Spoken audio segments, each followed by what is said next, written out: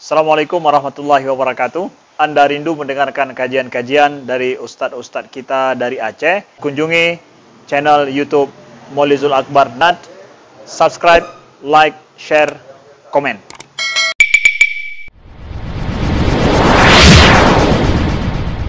أن محمدا عبده ورسوله الكريم اللهم صل وسلم على نبينا وسيدنا المصطفى محمد وعلى آله وأصحابه أجمعين أما بعد رب اشرح لي صدري ويسر لي أمري واحلل عقدة من لساني يفقهوا قولي.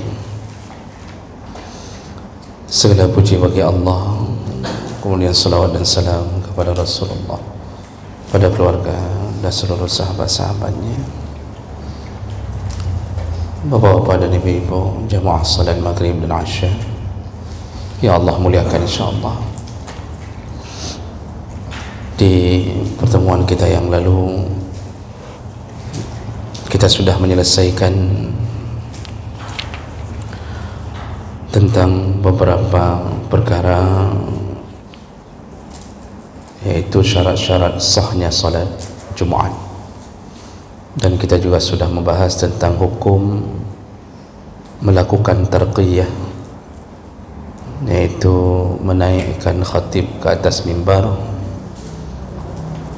dengan bacaan-bacaan tertentu, atau istilahnya di kita memberikan tongkat kepada khatib untuk naik ke mimbar. Kita sudah bahas itu dan kita dapatkan jawaban para ulama bahawa pada dasarnya hukumnya adalah bid'ah, tidak pernah dilakukan oleh Rasulullah, sahabat, tabi'in dan selanjutnya. Namun walaupun begitu, di sisi mazhab Syafi'i dan Hambali, mereka memberikan keterangan, mazhab Syafi'i memberikan keterangan dibolehkan walaupun itu bid'ah dari segi bahasa, tapi itu adalah bid'ah yang baik, kata mazhab Syafi'i. Yang tidak boleh adalah setelah khatib di atas mimbar baru kita mulai memberikan nasihat-nasihat itu yang tidak boleh. Jadi kalau sebelum khatib naik ke mimbar, dibolehkan memberikan kalimat-kalimat untuk mengingatkan makmum atau jamaah untuk tidak berbicara ketika khatib berada di atas mimbar. Baik, kita lanjutkan. Malam ini kita masuk ke dalam pembahasan makruhatul khutbah. Berapa perkara yang makruh ketika sedang pelaksanaan khutbah. Ketika terjadi pelaksanaan khutbah Jumat, ada perkara-perkara yang makruh. Makruh dalam arti tidak menyebabkan dosa, tapi menyebabkan kebencian Allah yang berefek pada berkurangnya pahala Jumat atau dicabutnya keberkahan pada mereka yang suka melakukan yang makruh. Sebenarnya bagi orang alim atau saleh, begitu disebut makruh saja seakan-akan mendengarkan yang haram. Sebenarnya bagi orang yang berharap ridha Allah, mendengarkan makruh seharusnya seperti selayaknya mendengarkan haram, karena makruh itu tetap tercela walaupun tidak berefek dosa, tapi amalannya tetap tercela. Makruh yang diulang-ulang akan menyebabkan dosa besar. Jadi sengaja mengulang-ulang yang tercela itu bisa menyebabkan dosa besar. Orang hari ini ketika bicara tentang makruh menganggap remeh. Artinya ketika didefinisikan makruh apabila dilakukan tidak berdosa, dan apabila ditinggalkan berpahala. Kan apabila ditinggalkan yang makruh itu kan berpahala, tapi kalau dilakukan tidak berdosa. Begitu definisi makruh yang ditetapkan oleh para ulama. Bila dilakukan tidak berdosa, bila ditinggalkan berpahala. Seharusnya kan milih yang berpahala, yaitu meninggalkan yang makruh. Kan begitu seharusnya kita berpikir. Tapi orang terjunnya bukan ke situ, tapi pilihannya adalah ke kalimat yang tidak berdosa itu. Jadi begitu disebut makan ini makruh, makan itu makruh, menyebabkan bau mulut, orang akan mengatakan nyan kan hana desya, kan nggak dosa. Jadi pilihannya ke kalimat nggak dosa, tidak memilih kalimat kalau ditinggalkan berpahala. Tapi ketika disebutkan pekerjaan yang sunnah, apabila dilakukan berpahala, apabila ditinggalkan tidak berdosa kan Pak? Sunnah kan itu definisinya, artinya mustahab, pekerjaan amalan yang disunnahkan, apabila dilakukan berpahala, apabila ditinggalkan tidak berdosa. Puasa Senin Kamis, salat sunnah rawatib, qabliyah, ba'diyah. Jadi begitu kita katakan hana puasa, enggak puasa, dia kembali mengatakan kan enggak dosa, dia carinya yang enggak dosa, padahal seharusnya pilihannya meraih pahala. Jadi ini pilihan-pilihan orang-orang yang sebenarnya tidak terlalu berharap ridha Allah. Makanya makruh juga begitu. Jadi kalau disebutkan makruh jangan diremehkan seakan-akannya makruh segainya, hana truk bak harumnya. Nah, misalnya itu, sehingga terulang-ulanglah pekerjaan makruh. Baik, apa saja yang makruh ketika khutbah sedang terjadi? Yaitu diantaranya adalah yukrahu bi ittifaqil ulama takhatti ar-riqab asna al-khutbah li ghairi al-imam wa li ghairi farjah. Yang pertama, ketika sedang khutbah makruh hukumnya melangkahi orang-orang yang sudah lebih dahulu duduk di dalam masjid. Jadi ar-riqab melangkahi bahu-bahu orang sudah duduk, karena kita ngejarnya ke saf depan tapi datangnya terlambat. Pinginnya saf depan tapi datang terlambat. Waktu khatib sudah naik ke atas mimbar baru datang, nekat menuju ke depan, dilangkahinya semua bahu-bahu itu. Dia cari saf depan, dilangkahi, dia ada orang yang sedang duduk berdampingan, dia loncat di atas bahu, atau dia pisahkan, geser sana geser sini, dia ketok bahu sana ketok bahu sini, geser bacut. Kadang-kadang ada yang nekat salat sunnah menuju ke depan khatib tapi terlambat. Nah, ini perbuatan makruh. Kenapa? Li'annahu yu'zil jalisin, karena dengan begitu dia telah menyakiti orang-orang yang lebih dahulu berada di masjid. Lalu Nabi pun melarang. Jadi ada salah seorang sahabat, yaitu Abdullah bin Yusr, ketika masuk masjid Nabi sedang khutbah, dia masuk ke masjid, lalu dia mulai melangkahi bahu-bahu orang untuk menuju ke depan. Nabi yang sedang khutbah langsung menegurnya dengan mengatakan ijlis. Kata Nabi, duduk. Faqad azzaita, kamu telah menyakiti perasaan mukmin. Dua, kata Nabi, jangan berdiri lagi, jangan jalan lagi, duduk di tempatmu. Kamu telah menyakiti perasaan mukmin yang sudah duluan duduk di masjid. Hadis riwayat Ahmad. Nah, jadi ini kalau menurut mazhab Hanafi, ini sudah masuk makruhnya makruh tahrim, makruh yang mendekati haram, yaitu ketika masuk masjid terlambat lalu menyakiti orang dengan melangkahi bahu-bahu mereka. Baru boleh melakukan ini. Wa yajuzu in kana hunaka furjah li taksir al-qaum bi ikhla' al-farjah. Baru boleh melakukan ini kalau seandainya ada saf yang kosong yang tidak diisi. Jadi tujuannya bukan maksa orang untuk pinggir, tetapi karena ada saf kosong, dan ini yang sering terjadi, Pak. Kadang-kadang dia orang yang datang lebih dahulu pun itu enggak mengisi saf depan, tapi ngisinya saf belakang, sehingga saf kedua sudah penuh, saf pertama kosong. Disitulah orang ketika lihat dari jauh ternyata kosong di depan, lalu dia mulai mengisi saddu furjah, mengisi saf kosong. Kalau tujuannya mengisi saf kosong dibolehkan, walaupun khutbah sedang berlangsung. Boleh dalam urusan ini. Yang dia datang terlambat tetap menghilangkan pahala fadilah Jumaat, karena kalau khatib sudah berada di atas mimbar, malaikat tidak mau lagi mencatat kelebihan orang-orang yang datang. Jumatnya sah, dia dapat pahala Jumat, tapi dia tidak dapat pahala fadilah memuliakan Jumat kalau khatib sudah berada di atas mimbar.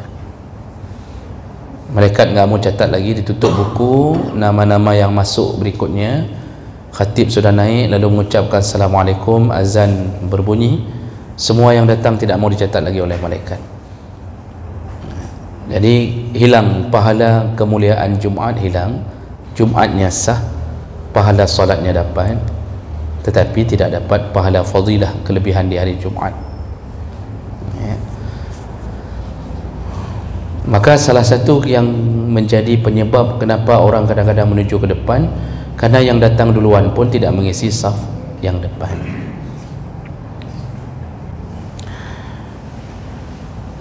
Ditambahkan dalam mazhab Syafi'i dan Hanbali, wa karahatut takhatti 'inda Syafi'iyyah wal Hanabilah mutlaqah. Bahkan ditambahkan oleh golongan mazhab Syafi'i dan Hanbali bahawa yang dilarang melangkahi itu mutlak dilarang. Maksudnya adalah sawa'un akana qabla al-khutbah am asna'aha, baik itu terjadi sedang khutbah atau sebelum khutbah.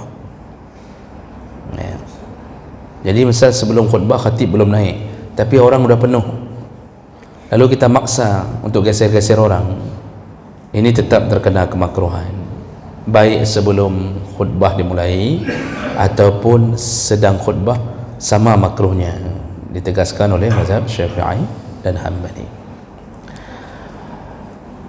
Kemudian perkara yang kedua yang dibolehkan ketika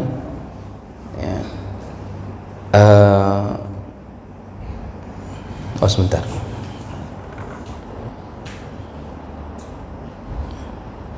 Nah, perkara yang kedua yang dibolehkan tapi hanya ditegaskan oleh mazhab Hanbali, yaitu dibolehkan melakukan itu, yaitu melangkahi bahu-bahu orang yang sudah duduk duluan, liman adatahu as-salat fi mawdhi'a. Jadi mazhab Hanbali menambahkan perkara kedua tadi kan boleh kalau mengisi saf kosong yang sudah ada di depan tapi kosong, itu boleh melangkahi. Yang kedua, boleh kalau ada orang yang sudah terbiasa berdiri di masjid itu di satu titik, maksudnya dia kebiasaannya berdiri di depan mimbar misal, atau sebelah kanan, lalu dia lihat dari jauh, ni orang ini terlambat hari ini misal, dia lihat dari jauh yang sebelah kanan itu masih kosong, lalu dia mulai melangkahi orang-orang untuk menuju ke tempat kebiasaan dia, dibolehkan dalam mazhab Hanbali. Kita sudah pernah belajar perkara yang makruh di dalam masjid. Jadi ada perkara yang makruh dalam masjid, itu menandai tempat. Makruh hukumnya menandai tempat solat.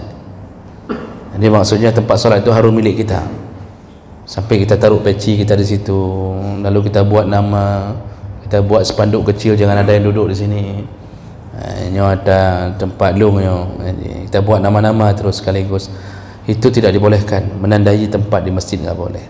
Tapi kalau menjadikan kebiasaan duduk satu tempat boleh, tapi tidak menandai. Maksudnya kalau ada orang lain yang lebih dahulu, dia enggak marah. Jadi jangan sampai ada orang yang lebih dahulu datang lalu dia katakan, hai, ini tempat lu kau pindah, kata dia. Ini enggak boleh,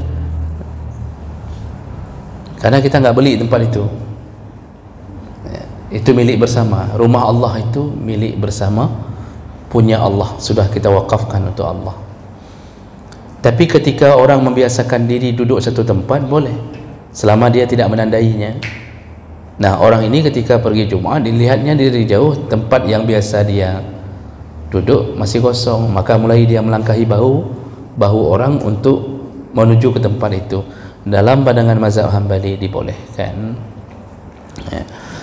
Baik, jadi intinya adalah ketika khutbah sedang berlangsung atau sebelum khutbah, jangan kebiasaan menyakiti orang dengan memisahkan dua bahu yang sudah merapat atau melangkahi bahu orang yang sedang duduk lebih dahulu, ya.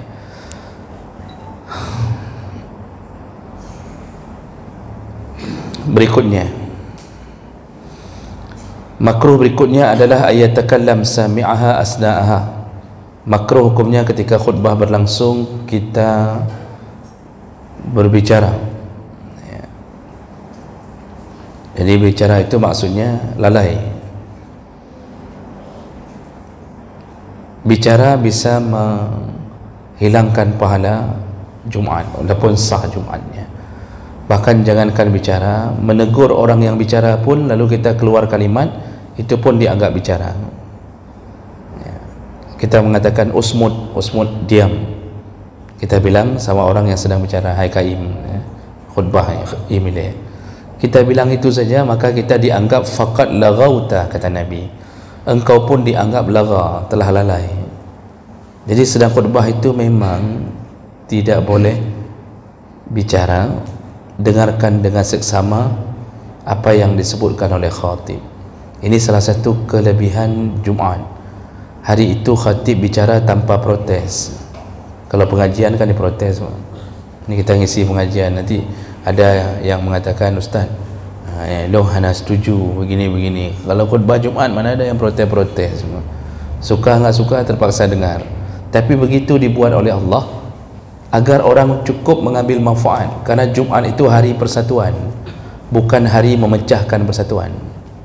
Makanya tidak boleh seorang khatib materinya membuat adu domba, ya. Tidak boleh khatib itu materinya adu domba, memprovokasi, bicara tentang khilafiyah, mulai mengejek, merendahkan orang-orang yang tidak setuju dengannya. Ini khatib bodoh, tidak tahu tujuan Jumaat. Sengaja dibuat Jumaat di hari jamaah, di hari berkumpul, supaya kita saling mengenal. Yang di sudut rumah di ujung kampung kita nggak kenal siapa, ketemu di hari Jumaat. Yang orang berbeda ketemu, jadi timbul rasa persaudaraan walaupun mungkin kita nggak tahu detail orangnya. Itu tujuan Jumaat. Dan satu suara, ketika khatib mengatakan sesuatu, kita punya pengetahuan satu suara dengan tujuan yang sama. Maka oleh karena itu, mendengarkan khutbah itu wajib, ya. Maka wajib kita jaga diri, jangan sampai lalai. Salah satu kelalaian yaitu dengan cara bicara, dengan cara bicara.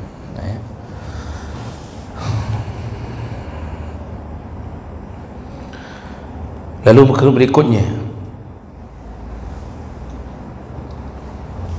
makruh juga ayyughamidha as-sami' wal imam ainaihi li ghairi hajah halal khutbah. Makruh hukumnya yang makmum yang sedang dengan khutbah juga beserta khatib makruh memejamkan mata tanpa ada hajat. Nggak ada hajat.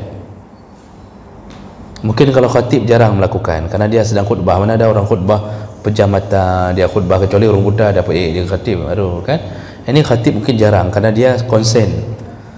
Tetapi makmum sering gitu Pak. Pertama duduk, sayup-sayup masih dia dengarkan khatib. Lama-lama matanya depit gitu. Ya, begitu dia buka nggak ada lagi khatib. Orang-orang khutbah Jumaat udah nggak ada, makmum lain nggak ada lagi. Ya. Makruh sengaja membuat keadaan kita tiba-tiba nggak bisa mendapatkan inti daripada khutbah. Ini khutbah Jumaat yang dimaksud Pak. Kalau pengajian anak pupu, Lanjut Pak, lanjut. Ana hubung yang dimaksud khutbah Jumaat. Karena khutbah itu penting. Tapi kalau dalam pengajian hari-hari ya, orang kadang-kadang lelah. Maghrib itu kelelahan, ada yang capek kerja, ada juga faktor umur. Ada juga orang yang sudah kolesterol tinggi, diabetes, sudah bentar ngantuk Pak. Ya, saya dapatkan dari ahlinya, ya, kedokteran mengatakan orang kalau sudah terkena diabetes sama kolesterol itu sering ngantuk. Ya, ngantuk, di mana-mana ngantuk.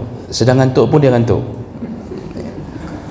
Di mana saja, nggak mesti ini. Makanya itu dimaklumi kalau di luar Jumat. Tapi kalau Jumat, berusahalah tegakkan mata, kalau bisa jangan sampai mengantuk. Karena itu semuanya settingan Allah sebenarnya. Khatib juga makruh memperpanjang khutbah agar jamaahnya tidak mengantuk. Apa enggak ngantuk menjamaah khatib khutbah sampai 45 menit? Isinya entah mana, entah apa-apa isi. Mulai dari zaman Nabi Adam sampai Nabi Musa, bersambung ke belah lautan, masuk ke laut, lalu keluar dari laut, habis-habis. Apa hantengan menjamaah? Dia khutbah itu 15 menit. Kita sudah pernah ajarkan bahwa orang alim itu kalau khutbah, kalau betul-betul alim, dia faham fikih, faham agama, khutbah 15 menit, 20 menit sudah selesai. Memang begitu suruhan Nabi. Khutbahnya diqassir, ya, disingkatkan. Jadi as-sami' wal imam makruh memejamkan mata. Karena begini, kadang-kadang begitu kita mulai pejam, tadi enggak ngantuk. Karena kita sudah mulai pejam, ditekan sama setan.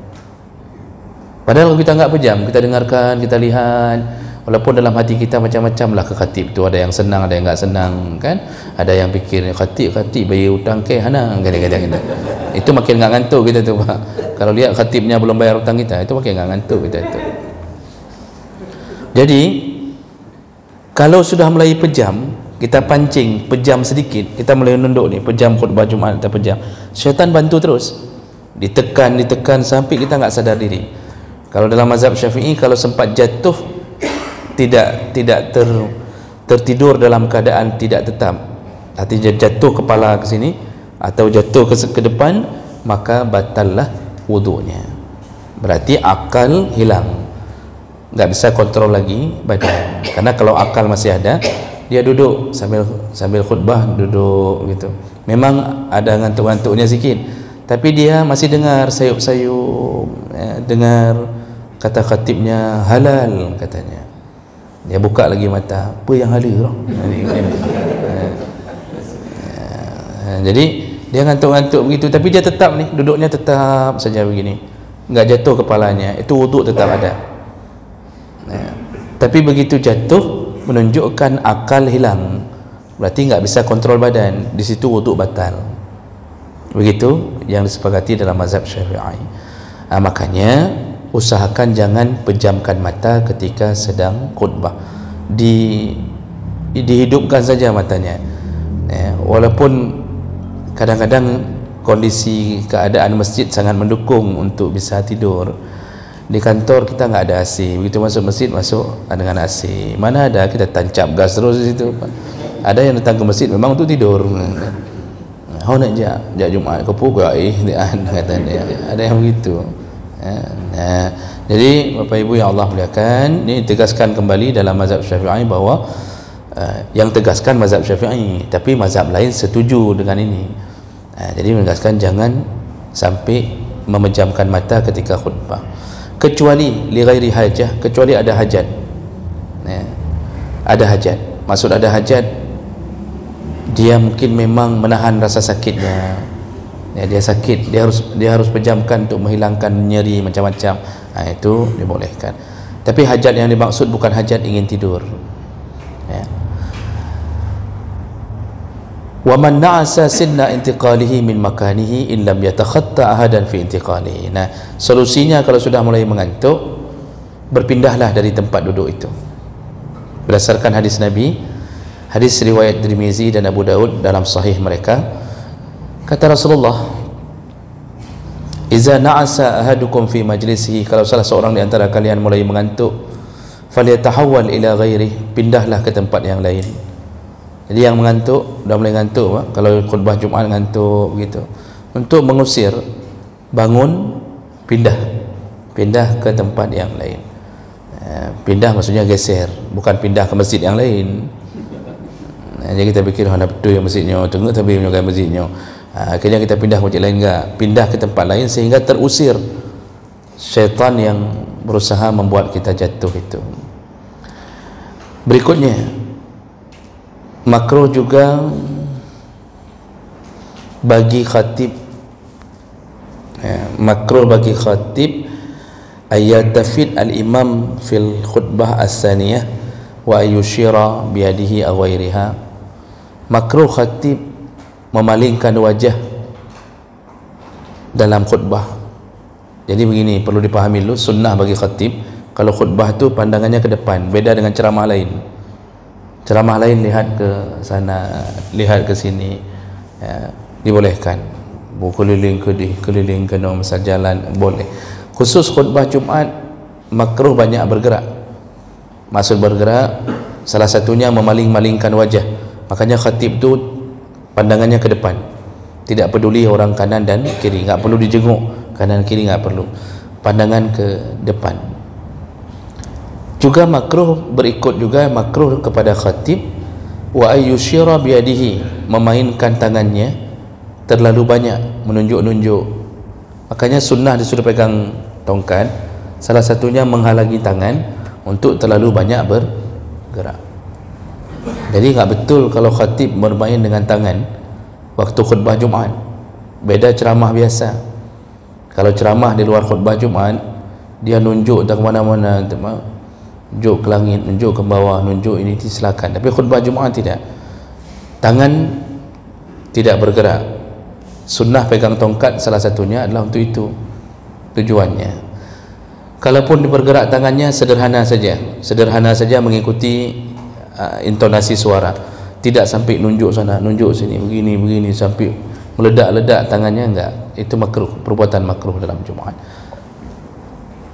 Begitu juga wa ayyadukka durjal mimbar, makruh sampai mengetuk-ngetuk, memukul-mukul mimbar, memukul alas meja mimbar, ya, karena biasanya sudah terlalu semangat itu digepraknya meja mimbar, itu nggak boleh. Begitu dia ketuk jatuh mimbar, dia jatuh ke bangai. Lalu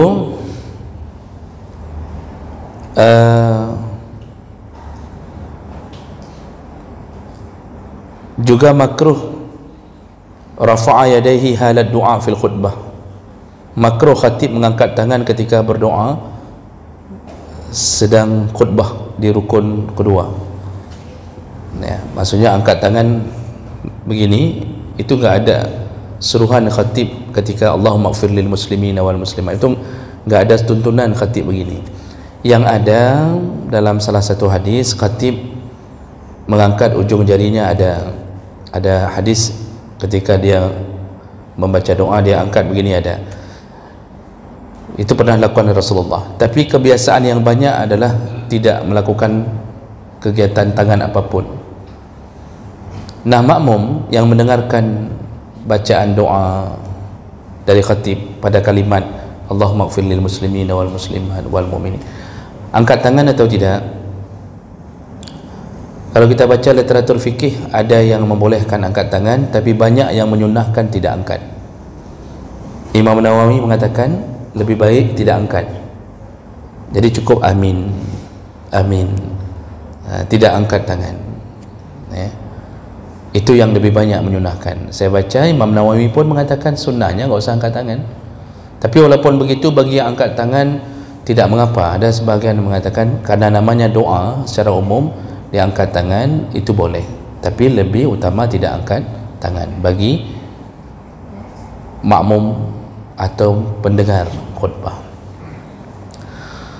Dan tidak ada suruhan memimpin doa itu, memimpin doa. Ini kan tadi khatib di rukun kedua. Sebelum rukun kedua kan ada duduk di antara dua khutbah. Itu sebenarnya enggak ada suruhan satu orang Bilal membaca doa untuk diaminkan bersama, enggak ada suruhan begitu. Itu disuruh doa masing-masing dengan hajat masing. Di situ makbulnya doa, detik-detik makbulnya doa, iaitu ketika khatib sedang berada di antara dua rukun khutbah duduk. Kan duduknya cuma sebentar itu, duduk sejenak. Nah, itu bacaan bebas. Minta di situ yang paling inti dalam hidup kita. Di situ waktu istijabah doa, detik-detik itu kata Nabi, dalam Jumaat itu ada detik-detik dikabulkan semua doa. Dan yang dimaksud adalah ketika khatib sedang duduk di antara dua rukun khutbah, duduk sebentar tu, di situ tancap gas doa. Jadi jangan sampai yang tidur tadi belum terbangun. Makanya kenapa dia enggak makbul doanya? Waktu istijabah tapi waktu sedang ada bonus dia enggak ada, selalu tertidur begitu. Di situ minta, kalau punya istri bermasalah minta supaya diizinkan untuk punya istri satu lagi yang lebih bermasalah lagi. Hancur sekaligus itu kan. Ibu-ibu juga begitu, yang punya suami bermasalah minta supaya suaminya dibina oleh Allah. Kalau nggak bisa dibina, dibinasakan oleh Allah Subhanahu Wa Taala. Nah, itu kalau nggak tahu, bingung apa mau minta, bingung mau minta apa, banyak kali masalah. Kredit belum habis, di rumah hancur-hancuran kan, uang belanja nggak cukup-cukup, banyak sekali masalah. Nah, bacalah di saat itu Rabbana atina fid dunya hasanah, dan seterusnya. Mohonlah ya Allah selesaikan urusan dunia kami, berikan kami kebaikan di akhirat. Itu kalau sudah terlalu bingung mau minta apa. Yang belum punya anak, minta di waktu duduknya khatib di antara dua rukun al-khutbah. Itu detik-detik dikabulkan doa. Jadi orang kalau sudah tahu, sebenarnya dia tahu kunci, ini kunci dikabulkan doa di sini. Dia manfaatkan betul. Kemudian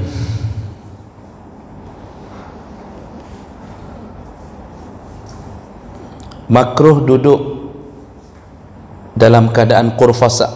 Ketika sedang khutbah makruh duduk qurfasa atau qarfasa.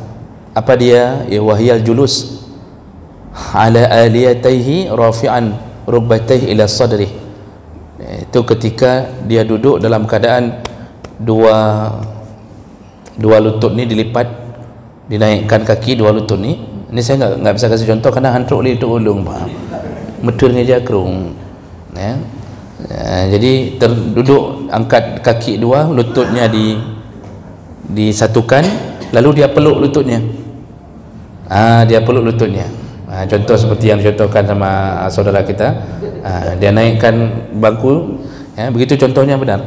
Jadi duduk begini, ya, beliau contohkan tadi barusan, itu makruh. Ya. Naik kaki, lipat, disatukan dua lutut, dipeluk. Sambil dengar khutbah peluk begini. Kan ada orang-orang yang biasanya orang-orang kurus yang melakukan itu. Biasanya. Hai urun tebun meci cuma hantruk medun, ya, ada penahan dinding yang enggak bisa. Itu makruh duduk cara begitu. Kenapa? Ada hadis memang yang melarang itu. Kemudian karena kalau duduk begitu itu menyebabkan rasa ngantuk, karena dituntun oleh syaitan. Ditambah dengan tasbih, makruh juga melakukan tasbih menjalin jari jemari. Sedang khutbah kita peluk dua lutut ni, kita gabung ni tangan ni. Begitu kita gabung tangan ni, dua aliran darah ni bersatu di sini, ya, diikat sama syaitan. Disitulah kita mulai sedikit-sedikit hoyong, Pak, terus mengantuk. Makanya Nabi melarang untuk duduk ketika dengar khutbah dengan cara begitu. Jadi juga jangan, kalau enggak duduk begitu, duduk biasa, jangan lakukan tasbih. Ini berikutnya wa yukrahu at-tasbih. Jangan lakukan tasbih. Tasbih ni menggabungkan, menjalin jari jemari. Kadang-kadang kita enggak dua lutut kita gabung, sebelah lutut aja kita duduk begini, Pak. Duduk begini, atau duduk begini tapi kita tasbihkan. Tasbih ini juga mengundang syaitan untuk membuat kita hilang kontrol. Maka Rasulullah mengatakan, "Idza kana ahadukum fil masjid," kalau salah seorang di antara kalian sedang di masjid, fala yusyabbikan, jangan bertasbih, jangan lakukan tasbih. Kenapa? Fa inna tasbih minasyaitan, karena tasbih itu menjadi tipu daya syaitan. Ya. Nanti ujung-ujungnya mengantuk. Dan yang terakhir, wa yukrahul abas halal khutbah, makruh hukumnya melakukan pekerjaan sia-sia sedang khutbah. main-main. Di sini Nabi menyebutkan man massal khusa faqad lagha. Siapa yang bermain-main dengan kerikil di waktu sedang khutbah, dia telah jatuh kepada lagha. Lagha itu kelalaian waktu khutbah yang bisa menghilangkan pahala Jumaat. Dulu main kerikil karena masjid dipenuhi dengan kerikil. Jadi Nabi larang sedang khutbah ambil kerikil, itu main-main dengan kerikil, itu lagha. Hari ini enggak ada lagi kerikil. Orang main-main dengan HP sedang khutbah, buka HP, balas WA, itu hilang pahala Jumatnya. Sah, tapi dia telah lagha. Karena Rasulullah mengatakan, wa man lagha fala jum'atalah. Barang siapa yang lagha, tidak ada Jumat. Maksud enggak ada Jumat, enggak ada pahala Jumat walaupun sah.